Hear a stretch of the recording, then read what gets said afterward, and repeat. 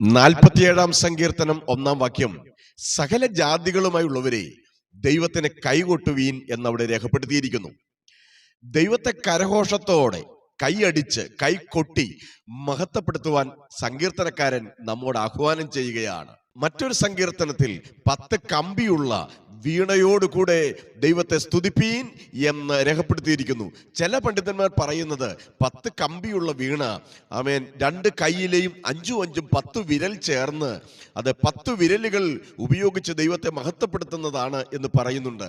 മറ്റു പണ്ഡിതന്മാർ അതിനെ എതിർക്കുന്നുണ്ട്. അതല്ല, അങ്ങനെ തന്നെ ഒരു ഇൻസ്ട്രുമെന്റ്സ് ഉണ്ടായിരുന്നു, അതിനെക്കുറിച്ചാണ് 10 കമ്പിയുള്ള വീണ എന്ന് പറയുന്നത് എന്ന് നമുക്ക് കാണുവാൻ കഴിയുന്നുണ്ട്. എന്തായിരുന്നാലും 150 സങ്കീർത്തനത്തിലേക്ക് വരുമ്പോൾ ഉച്ചനാദമുള്ള കൈത്താളങ്ങളോട് ദൈവത്തെ സ്തുതിപ്പീൻ, അത്യുച്ചനാദമുള്ള കൈത്താളങ്ങളോടെ ദൈവത്തെ സ്തുതിപ്പീൻ എന്ന് പറയുകയാണ്. ഏതായാലും എന്നെ കേൾക്കുന്ന ദൈവമക്കളെ, കരങ്ങൾ അടിച്ച് അത്യുച്ചനാദത്തിൽ അതെ കരഘോഷം നടത്തി നമുക്ക് കർത്താവിനെ മഹത്വപ്പെടുത്തുവാൻ ഈ ദിവസങ്ങളിൽ സ്വർഗത്തിലെ ദൈവം നമ്മെ സഹായിക്കട്ടെ.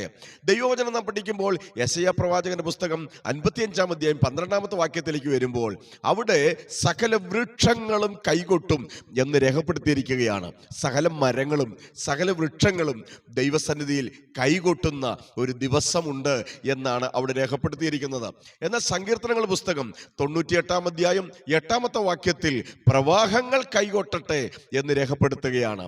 വൃക്ഷങ്ങൾ ദൈവത്തെ കൈകൊട്ടി മഹത്വപ്പെടുത്തുമ്പോൾ, പ്രവാഹങ്ങൾ കൈകൊട്ടി ദൈവത്തെ മഹത്വപ്പെടുത്തുമ്പോൾ, അവന്റെ സ്വന്തം സാദൃശ്യത്തിലും സ്വരൂപത്തിലും സൃഷ്ടിക്കപ്പെട്ട ആമേൻ ദൈവത്തിന്റെ ജനത്തോട് ദൈവം പറയുകയാണ്, സകല ജാതികളുമായുള്ളവരെ നിങ്ങൾ കൈകൊട്ടി ദൈവത്തെ മഹത്വപ്പെടുത്തുവീൻ. ജാതികളിൽ നിന്നും വംശങ്ങളിൽ നിന്നും ഗോത്രങ്ങളിൽ നിന്നും ഭാഷകളിൽ നിന്നും തെരഞ്ഞെടുക്കപ്പെട്ട ദൈവമക്കൾ അവർ കരഘോഷത്തോടെ ദൈവത്തെ സ്തുതിക്കുമ്പോൾ, ദൈവത്തെ മഹത്വപ്പെടുത്തുമ്പോൾ, അത് നിങ്ങളുടെ മർത്യ ശരീരം കൊണ്ട് നാം ദൈവത്തെ മഹത്വപ്പെടുത്തുമ്പോൾ ദൈവത്തിന്റെ വലിയ വിടുതലുകൾ ജീവിതത്തിൽ അനുഭവിക്കുന്നത് കാണുവാൻ കഴിയും. 1 ദിനവൃത്താന്തങ്ങൾ പുസ്തകത്തിലേക്ക് നാം കടന്നു വരുമ്പോൾ അതിന്റെ 16 അധ്യായം 41 42 വാക്യങ്ങൾ വായിക്കുമ്പോൾ കൈത്താളങ്ങളോട് ദൈവത്തെ സ്തുതിക്കേണ്ടതിന്, ദൈവത്തെ ആരാധിക്കേണ്ടതിന് ചില പ്രിയപ്പെട്ടവരെ നിയമിച്ചു എന്ന് അവിടെ രേഖപ്പെടുത്തിയിട്ടുണ്ട്. അത് കൈകൊട്ടാൻ തന്നെ, ആമേൻ കൈയടിക്കാൻ തന്നെ, അത് കരഘോഷം ഉയർത്താൻ തന്നെ ചിലരെ ദൈവത്തിന്റെ ആലയത്തിൽ ആരാധനയുടെ മധ്യത്തിൽ നിയമിച്ചതായി പരിശുദ്ധാത്മാവ് ദൈവവചനത്തിൽ രേഖപ്പെടുത്തി വച്ചിരിക്കുകയാണ്. ഞാൻ കൈകൊട്ടുക, ഞാൻ കരഘോഷം ഉയർത്തുക, ഞാൻ കൈയടിക്കുക എന്ന് പറഞ്ഞാൽ ചില പ്രിയപ്പെട്ടവർക്ക് എത്ര പറഞ്ഞാലും കൈയടിക്കാൻ പറ്റുകയില്ല, കരം കൊട്ടി ദൈവത്തെ മഹത്വപ്പെടുത്തുവാൻ കഴിയുകയില്ല. ദൈവവചനം ആർക്കാണ് കൈകൊട്ടുവാൻ കഴിയാത്തതെന്ന് വ്യക്തമായി രേഖപ്പെടുത്തിയിട്ടുണ്ട്. ആ വാക്യം യിരെമ്യാ പ്രവാചകന്റെ പുസ്തകം 31 അധ്യായം 19 വാക്യത്തിലാണ്. പിന്മാറ്റത്തിൽ പോയൊരു മനുഷ്യന്, പാപത്തിൽ ജീവിക്കുന്ന ഒരു മനുഷ്യന്, ദൈവകൃപ നഷ്ടപ്പെട്ട ഒരു മനുഷ്യന് അവന് കൈയടിക്കാൻ കഴിയുകയില്ല, കൈകൊട്ടുവാൻ കഴിയുകയില്ല. മറിച്ച് ആരാധനയുടെ മധ്യത്തിൽ ദൈവമക്കൾ കരം കൊട്ടി ദൈവത്തെ മഹത്വപ്പെടുത്തുമ്പോൾ, കരങ്ങൾ അടിച്ച് ദൈവത്തെ ആരാധിക്കുമ്പോൾ അവരെന്താ ചെയ്യുന്നതെന്ന് അവിടെ എഴുതി വെച്ചിട്ടുണ്ട്. കൈകൊണ്ട് തൊടയിലടിച്ചുകൊണ്ടിരിക്കും. സ്തോത്രം, ആമേൻ.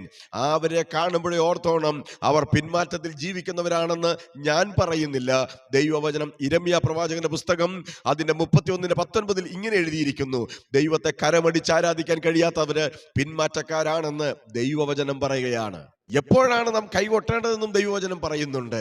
നഹൂം പ്രവാചകന്റെ പുസ്തകം 3 അധ്യായം 18 19 വാക്യത്തിലേക്ക് വരുമ്പോൾ, നിന്റെ ശത്രു വീഴുന്നത് കാണുമ്പോൾ, അവന്റെ നാശം കാണുമ്പോൾ, അവന്റെ പരാജയം കാണുമ്പോൾ, അവന് വരുന്ന അപകടങ്ങൾ, അനർത്ഥങ്ങൾ, അനിഷ്ട സംഭവങ്ങൾ കാണുമ്പോൾ നീ സന്തോഷത്തോടെ കൈകൊട്ടുവാൻ അതെ ദൈവവചനത്തിൽ അവിടെ രേഖപ്പെടുത്തിയിരിക്കുകയാണ്. ഏത് ശത്രുവിനെ കുറിച്ചാണ് ഞാൻ പറയുന്നത്? മനുഷ്യരെ കുറിച്ചല്ല ഞാൻ പറയുന്നത്, അടുത്ത സഭക്കാരെ കുറിച്ചല്ല ഞാൻ പറയുന്നത്, നമ്മുടെ വീട്ടിലുള്ളവർ, നമ്മുടെ നാട്ടിലുള്ളവർ, അവരെ കുറിച്ചല്ല ഞാൻ പറയുന്നത്. പിന്നെ ആരാണ് ശത്രു?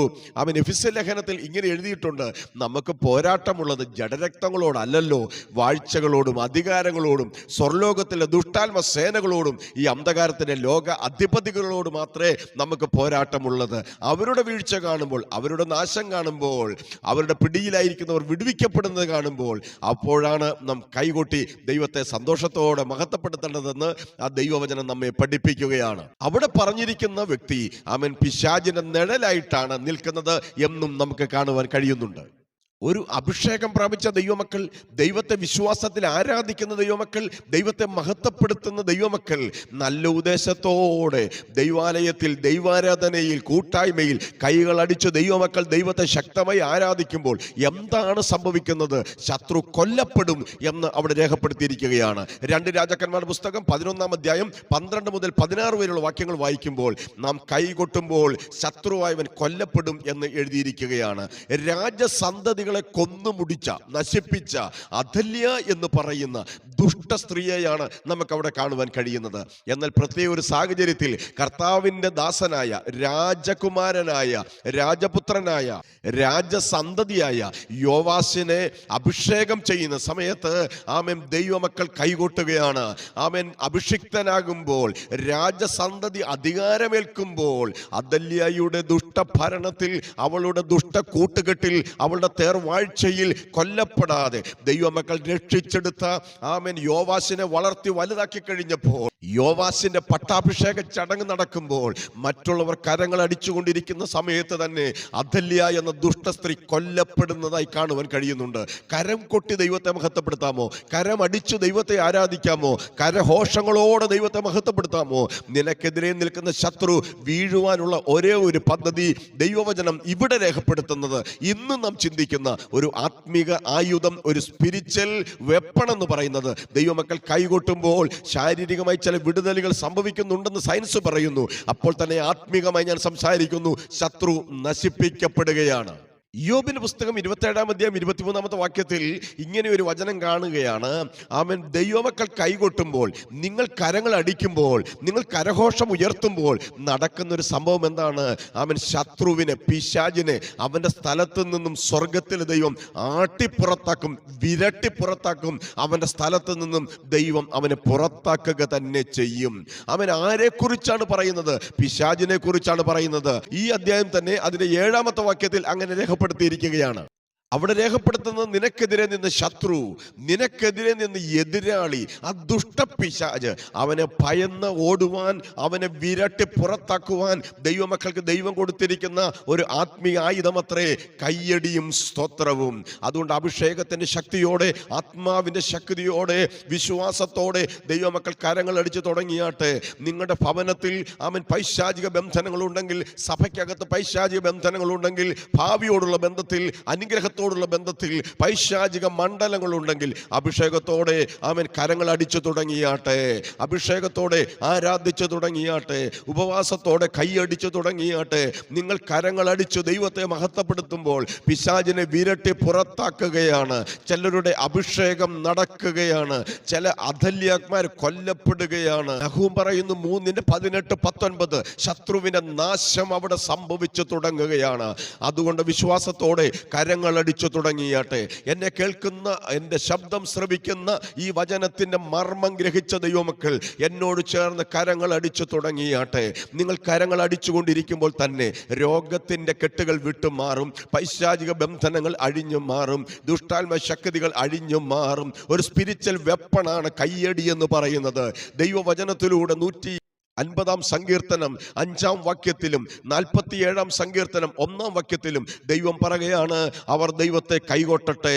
പ്രവാഹങ്ങൾ കൈകൊട്ടുന്നതിനോടൊപ്പം, വൃക്ഷങ്ങൾ കൈകൊട്ടുന്നതിനോടൊപ്പം വീണ്ടെടുക്കപ്പെട്ട ദൈവമക്കൾ കരങ്ങൾ അടിച്ച് ദൈവത്തെ മഹത്വപ്പെടുത്തുമ്പോൾ ഇന്ന് ചില ദൈവപ്രവൃത്തി വെളിപ്പെടാൻ പോവുകയാണ്.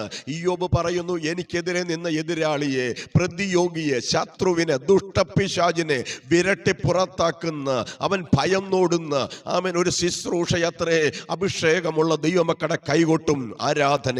പിന്മാറ്റക്കാരന്, പാപം ചെയ്തവന് കൈയടിക്കുവാൻ കഴിയാതെ, കൂട്ടായ്മയിൽ വന്ന് കരങ്ങൾ അടിച്ച് ദൈവത്തെ മഹത്വപ്പെടുത്തുവാൻ കഴിയാതെ, അവൻ തുടയിൽ താളം പിടിച്ചുകൊണ്ട്, തുടയിൽ അടിച്ചുകൊണ്ടിരിക്കുമ്പോൾ, അവൻ നാണിച്ച് ലജ്ജിച്ചിരിക്കുമ്പോൾ, അവൻ ദൈവകൃപയിൽ നിൽക്കുന്ന ദൈവമക്കൾ അവൻ വിശ്വാസത്തോടെ കരങ്ങൾ അടിച്ചു തുടങ്ങിയാട്ടെ. ചില കെട്ടുകൾ പൊട്ടും, ചില ബന്ധനങ്ങൾ അഴിയും, ചില പോരുകൾ വിട്ടുമാറും. ദൈവത്തിന്റെ ശക്തി ഇന്നത്തെ ദിവസം നിങ്ങളുടെ ശരീരത്തിൽ, നിങ്ങളുടെ പ്രാർത്ഥനാ വിഷയങ്ങളുടെ മേൽ, നിങ്ങളുടെ ഭവനാന്തരീക്ഷത്തിൽ വെളിപ്പെടാൻ തുടങ്ങുകയാണ്. നമുക്ക് ഒരുമിച്ച് വിശ്വാസത്തോടെ പ്രാർത്ഥിക്കാം. പരിശുദ്ധനായ ദൈവമേ, സ്വർഗസ്ഥനായ നല്ല കർത്താവേ, അനുഗ്രഹിക്കപ്പെട്ട നല്ല സമയത്തിനായി നന്ദിയോടെ സ്തോത്രം. ദൈവമേ, ഞങ്ങൾ വിശ്വാസത്തോടെ കരങ്ങളടിക്കുമ്പോൾ, ഞങ്ങൾ ദൈവത്തെ ആരാധിക്കുമ്പോൾ ഇന്ന് നടക്കുന്ന ചില വിടുതലുകളെ കുറിച്ച് ദൈവവചനത്തിലൂടെ ഓർപ്പിച്ചതിനായി നന്ദിയോടെ സ്തോത്രം. ഈ വചന ശുശ്രൂഷ ദൈവമക്കൾ ആത്മാവിലും സത്യത്തിലും നമസ്കരിക്കാൻ, ആരാധിപ്പാൻ കർത്താവ് ഇടയാക്കണമേ എന്ന് പ്രാർത്ഥിക്കുന്നു. പുതിയ നിയമത്തിൽ പ്രത്യേക സംഗീത ഉപകരണങ്ങളെ കുറിച്ച് പറഞ്ഞിട്ടില്ലെങ്കിലും സങ്കീർത്തനങ്ങളാലും സ്തുതികളാലും ആത്മീയ ഗീതങ്ങളാലും അവർ പാട്ടുപാടുമ്പോൾ അവർ കരങ്ങളടിച്ചു ദൈവത്തെ മഹത്വപ്പെടുത്തുവാൻ ദൈവം എല്ലാവരെയും സഹായിക്കണമേ. ആ സമയത്ത് തന്നെ ചില വിടുതലുകൾ നടക്കും എന്ന് ഞങ്ങൾ വിശ്വസിക്കുന്നു. സ്വർഗത്തിലെ ദൈവം ഞങ്ങളുടെ പ്രാർത്ഥന കേൾക്കുന്ന കൃപകൾക്കായി സ്തോത്രം. കേട്ട ദൈവജനത്തെ അനുഗ്രഹിച്ചതിനായി സ്തോത്രം. യേശു ക്രിസ്തുവിൻ വിലയേറിയ നാമത്തിൽ തന്നെ ആമേൻ. God bless U. നിങ്ങൾ ആദ്യമായിട്ടാണ് ഈ തിരുവെഴുത്ത് എൻ്റെ പ്രസംഗം കേൾക്കുന്നത് എങ്കിൽ സബ്സ്ക്രൈബ് ചെയ്താട്ടെ. ഷെയർ ചെയ്യുവാൻ, ലൈക്ക് ചെയ്യുവാൻ, കമന്റ് ചെയ്യുവാൻ നിങ്ങൾ മറന്നു പോകരുത്. നാളെ മറ്റൊരു മെസ്സേജുമായി നാം തമ്മിൽ കാണും വരെയും കർത്താവ് നമ്മെ അവിടെ ഇവിടങ്ങളിൽ സൂക്ഷിക്കുമാറാകട്ടെ. ആമേൻ. God bless U.